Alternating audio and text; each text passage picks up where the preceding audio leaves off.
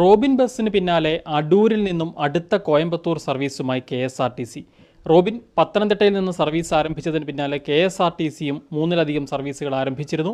ഇപ്പോൾ അടൂരിൽ നിന്നും റോബിന് പിന്നാലെ വീണ്ടും KSRTC സർവീസുകൾ ആരംഭിക്കുകയാണ്. താങ്കൾ KSRTCക്ക് ഒരു മാർഗദർശിയാണോ? തീർച്ചയായിട്ടും. നിങ്ങളൊന്ന് ചിന്തിച്ചു നോക്കി. ഞാൻ ആദ്യം പത്തനംതിട്ട സർവീസുമായിട്ട് പത്തനംതിട്ട കോയമ്പത്തൂരുമായിട്ട് വരുമ്പോൾ വേറെ വണ്ടികളൊന്നും ഇവിടുന്ന് ഇല്ലായിരുന്നല്ലോ. ഇപ്പോൾ എത്ര കോയമ്പത്തൂർ വണ്ടിയാണ്, എവിടെ നിന്നെല്ലാമാണ്. ഇപ്പം പത്തനംതിട്ടയിൽ നിന്ന് 5ഓളം വണ്ടികൾ തുടങ്ങിയത്. അപ്പം ഞാൻ ഉൾപ്പെടെ 6 വണ്ടിയുണ്ട്. മതി, പത്തനംതിട്ടക്കാർക്ക് ആവശ്യത്തിനുള്ള വണ്ടിയായി. അപ്പം ഞാൻ അടൂരേക്ക് എക്സ്റ്റെൻഡ് ചെയ്ത് ഞാൻ ഓടി തുടങ്ങി. കുഴപ്പമില്ല, ഇത് KSRTC തുടങ്ങുക. അടൂർ ചെറിയ ഗ്രാമമായിട്ടാണ് കൂട്ടുന്നുള്ളൂ. അപ്പം ആ ഗ്രാമത്തിന് 1-2 വണ്ടിക്കുള്ള ആളേ ഉള്ളൂ. അപ്പം ഞാൻ ഇനി എന്താണെന്ന് വെച്ചാൽ ഇതങ്ങ്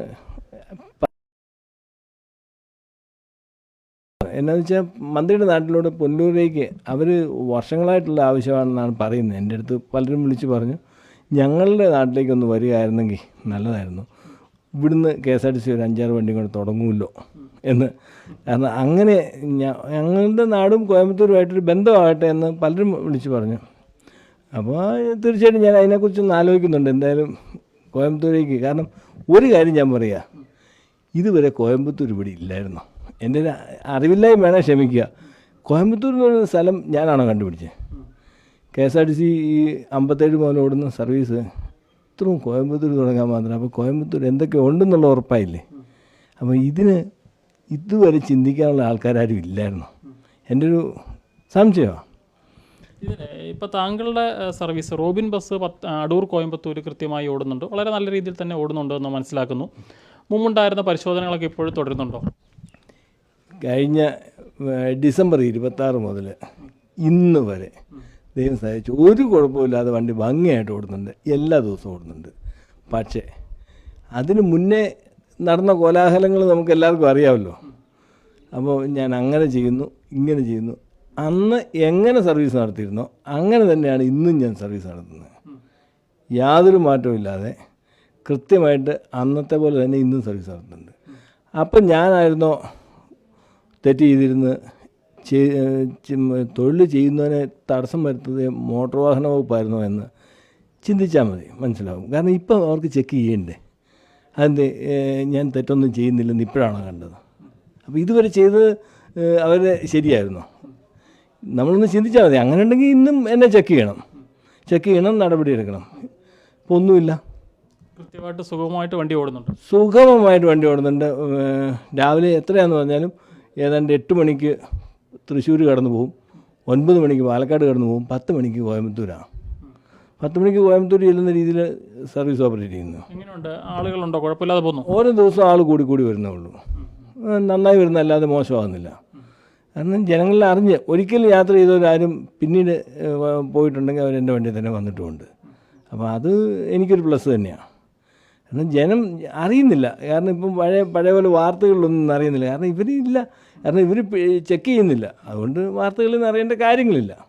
അതുകൊണ്ടാണ് ഇതൊന്നും വരാത്തത്. നേരത്തെ അന്ന് ഉണ്ടായിരുന്ന കുറേ കേസുകളുണ്ടായിരുന്നു താങ്കൾക്കെതിരെ, മോട്ടോർ വാഹന വകുപ്പെടുത്തിയ കേസുകൾ, അല്ലെങ്കിൽ അന്ന് ചുമത്തിയ പിഴകൾ, വലിയ തുകകൾ പിഴ ചുമത്തിയിരുന്നു. ഇതിൻ്റെയൊക്കെ നിലവിലത്തെ അവസ്ഥ എന്താണ്? ഇത് കേസ് കോടതി പറഞ്ഞു എന്നോട്, അടച്ചിട്ട് നീ വന്ന് തർക്കിക്കാനാണ് കോടതി പറഞ്ഞു. ഞാൻ അടച്ചിട്ട് പോയി തർക്കിച്ചേക്കാണ്. കോടതി അത് വിധി പറയാൻ വേണ്ടി എടുത്തുകൊണ്ട് പോയിരിക്കുന്നു. വിധി പറഞ്ഞില്ല. വിധി പറഞ്ഞു കഴിഞ്ഞാൽ എനിക്ക് ആ പണം കിട്ടും. പിന്നെ അത് കിട്ടിക്കാതിരിക്കാൻ വേണ്ടി അവർ വീണ്ടും നോക്കും, അത് നമുക്കറിയാം. പക്ഷേ എത്രയായാലും ഞാനത് മേടിച്ചേ വിടുള്ളൂ. ഇപ്പം തമിഴ്നാട് വാങ്ങിയ പൈസയ്ക്കുള്ള ഞാൻ കേസ് ഫയൽ ചെയ്ത് കഴിഞ്ഞു. ഈ നമ്മളെ കൊണ്ട് പിഴ അടപ്പിച്ചു എന്നൊക്കെ പണ്ട് പറഞ്ഞായിരുന്നല്ലോ, ഞാൻ ഫയൽ ചെയ്ത് കഴിഞ്ഞു. കാരണം അത് എനിക്ക് തിരിച്ച് കിട്ടിയേ പറ്റുള്ളൂ. അത് മേടിക്കാൻ പോകുമ്പം ചുമ്മാതെ ഞാൻ പോവുകയല്ല, ഒരു ശിങ്കാരി മേളക്കാരെയും കൂടെ കൂട്ടിക്കൊണ്ടേ പോകുള്ളൂ. കാരണം ഇത് ഇവിടുത്തെ ഒത്തിരി പേര് അറിയണമല്ലോ ഇങ്ങനെ ഇത് മേടിക്കാമെന്നുള്ളത് തിരിച്ച്. അപ്പോൾ അത് കാരണം ഇതാണ്. ഇവിടെ സത്യത്തിൽ എന്നാന്ന് ചോദിച്ചാൽ, ബിജു പ്രഭാകർ എന്ന് പറഞ്ഞ ഒരൊറ്റ വ്യക്തിയായിരുന്നു മന്ത്രിയെ മിസ്ഗൈഡ് ചെയ്തതാണ്. ആ ആളിനെ എടുത്ത് മാറ്റിയപ്പോൾ തന്നെ സർവീസ് നന്നാകാൻ തുടങ്ങി. ഒന്ന് ചിന്തിച്ച്, അവരുടെയും KSRTCയുടെയും തലപ്പത്തിരിക്കുന്നവരുടെ ആ കള്ളത്തരം ചിന്തിക്കണം.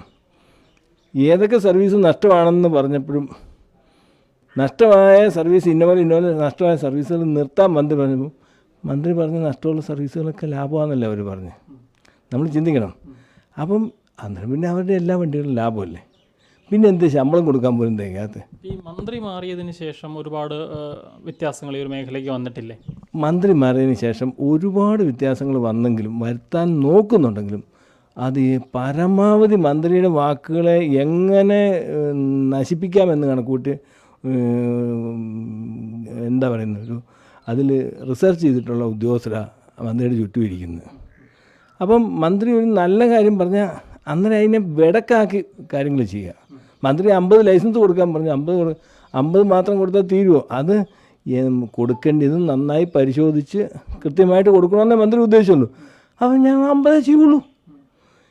അത് ധാർഷ്ട്യമാണ്. കാരണം എല്ലാവരും ശമ്പളം സർക്കാരിൽ നിന്ന് കൃത്യമായിട്ട് എണ്ണി മേടിച്ചിട്ടല്ലേ ചെയ്യുന്നത്. ഇപ്പം തന്നെ ഒരു ദിവസം ശമ്പളം മുടങ്ങിയപ്പോൾ ഇവരുടെ മുറുമുറുപ്പ് നമ്മൾ കണ്ടല്ലോ. അപ്പം സാധാരണക്കാരൻ എന്തേലും മുറുമുറുക്കണം ഇവരോട്, ഈ ഉദ്യോഗസ്ഥരോട്. കാരണം ഈ ഉദ്യോഗസ്ഥരെ പണി ചെയ്യാതെ വല്ലോനെ പീഡിപ്പിച്ച് പണം ഉണ്ടാക്കാനുള്ള വഴികൾ ഈ പറഞ്ഞ പഴയ ട്രാൻസ്പോർട്ട് സെക്രട്ടറി എന്ന് പറഞ്ഞാൽ KSRTC MD പുള്ളി പഠിപ്പിച്ചു വെച്ചു. ഇവരിപ്പം പണിയെടുക്കാൻ തയ്യാറല്ല, ചെയ്യേണ്ട പണികൾ ചെയ്യുകയില്ല, എന്നിട്ട് വല്ലനായിട്ട് ഉപദ്രവിച്ചുകൊണ്ടിരിക്കും. ഇതാണ് ഇവർ പഠിച്ചു വച്ചിരിക്കുന്നത്. ഇപ്പം ആ ഒരു പഠനത്തിൽ നിന്ന് മന്ത്രി ഈ തിരിച്ചൊരു നല്ല നിലയിലേക്ക് ഈ ഡിപ്പാർട്ട്മെൻറ്റിനെ കൊണ്ടുവരണമെങ്കിൽ ഒത്തിരി അഴിച്ചുപണികൾ നടത്തിയേ പറ്റുള്ളൂ. ഈ അടൂർ എന്നുള്ളത് ഒരു KSRTC സർവീസ് കൂടി താങ്കൾക്കൊപ്പം കോയമ്പത്തൂർ എത്തി ആരംഭിക്കുന്നു. അപ്പം അതിനെക്കുറിച്ച് എന്താണ് പറയാനുള്ളത്? താങ്കൾക്ക് അത് കുറച്ചുകൂടി ഗുണകരമാവില്ലേ? തീർച്ചയായിട്ടും എനിക്കത് ഗുണകരമേ ആവുള്ളൂ. എന്താണെന്ന് ചോദിച്ചാൽ കോയമ്പത്തൂരേക്ക് എൻ്റെ വണ്ടി ബുക്ക് ചെയ്യാൻ പറ്റാതെ വരുമോ കിട്ടാതെ വരുമോ ചെയ്താൽ ഒരാൾക്ക് അടൂരിൽ നിന്ന് പിറ്റേ ദിവസത്തേക്ക് പോകരുത്, ആ ആളിന് അടുത്ത വണ്ടി ഉണ്ടാവണം. പക്ഷേ കുഴപ്പം എന്താണെന്ന് വെച്ചാൽ അവർ രാവിലെ നമ്മൾ 1.5 മണിക്കൂർ പുറകെയാണ്. പക്ഷെ പുറകെയാണെന്ന് പറഞ്ഞാലും കോയമ്പത്തൂർ അവർ എത്തുമ്പോഴത്തേക്ക് ഏതാണ്ട് നമ്മുടെ 4.5 മണിക്കൂർ പുറകിലാണ് വരുന്നത്. അന്നേരത്തേക്ക് നമ്മുടെ വണ്ടി തിരിച്ചു പോരുന്ന കണ്ടീഷനിലാവും. അപ്പോൾ അത് ഇച്ചോടെ KSRTC നോക്കിയിരുന്നത് നല്ലതായിരുന്നു. കാരണം ഇച്ചോടെ ഫാസ്റ്റായിട്ട് പോകുന്ന വണ്ടികൾ വരട്ടെ. അതാണ് കാരണം ജനങ്ങൾക്ക് ആവശ്യമായിട്ട് നല്ല യാത്രകൾ കൊടുക്കുമ്പോൾ മനുഷ്യന് ഈ കാറൊക്കെ ഇട്ടിട്ട് ബസ്സേ വരുമെന്നേ. എന്തായാലും നമ്മളുടെ നിലവിലുള്ള അടൂർ കോയമ്പത്തൂർ സർവീസ് വളരെ നന്നായി മുന്നോട്ട് പോകുന്നു, വളരെ ഭംഗിയായിട്ട് മുന്നോട്ട് പോകുന്നു. ഏപ്രിലിൽ വണ്ടി ഈ സാമ്പത്തിക വർഷം കഴിഞ്ഞിട്ട് വണ്ടി മാറിയിടാം, AC വണ്ടി ആക്കാൻ വേണ്ടി ഞാൻ നിൽക്കുന്നത്. കൂടുതൽ സർവീസുകൾ ഈ റൂട്ടിൽ തന്നെ തുടങ്ങാനുമാണ് നിൽക്കുന്നത്. എന്താണെങ്കിലും വലിയ വിവാദമാവുകയും വാർത്തകളിൽ നിറയുകയൊക്കെ ചെയ്തതാണ് ഈ റോബിൻ ബസ്സിൻ്റെ വിഷയം. റോബിൻ പത്തനംതിട്ടയിൽ നിന്ന് സർവീസ് ആരംഭിച്ചതിന് പിന്നാലെ KSRTC നിരവധി സർവീസുകൾ കോയമ്പത്തൂരേക്ക് ആരംഭിക്കുന്നു. അതിനുശേഷം റോബിൻ പത്തനംതിട്ട എന്നുള്ളത് അടൂരേക്ക് എക്സ്റ്റെൻഡ് ചെയ്യുന്നു. ഇപ്പോൾ അടൂരിൽ നിന്നും KSRTC സർവീസുകൾ ആരംഭിക്കുകയാണ്. ഇനി അദ്ദേഹം പറയുന്നത് അദ്ദേഹം അത് പുനലൂരേക്ക് മാറ്റാൻ പോവുകയാണ് എന്ന് പറയുന്നു. അപ്പോൾ എന്താണ് സംഭവിക്കാൻ പോകുന്നതെന്ന് കാത്തിരുന്ന് കാണാം. എന്താണെങ്കിലും ഉടൻ തന്നെ KSRTCയുടെ കോയമ്പത്തൂർ സർവീസും അടൂരിൽ നിന്ന് ആരംഭിക്കുമെന്നാണ് ഇപ്പോൾ വ്യക്തമാക്കിയിരിക്കുന്നത്. വിവേക് ജി വിനോദിനൊപ്പം Rahul Irumbukuzhi, focus news TV.